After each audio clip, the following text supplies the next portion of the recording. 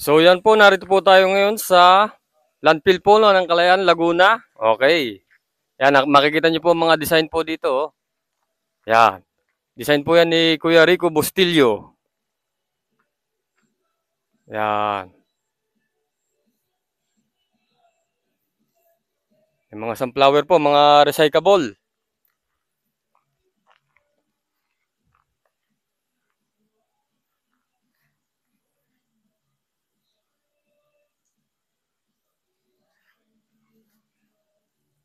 Yan, tingnan niyo po ng malapitan, no?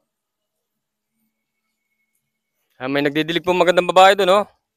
Oh, kaway ka naman dyan, kaway. Si Ate Yasmin. Ha? Maganda talaga.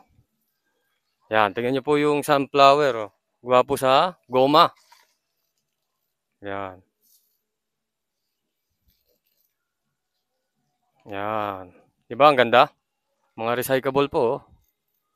Tsaka po yung mga bulaklak, oh, gwapo sa mga bottles of drinks po, oh. Yan. Mga mineral. Plastic na mineral or soft drinks. Yan.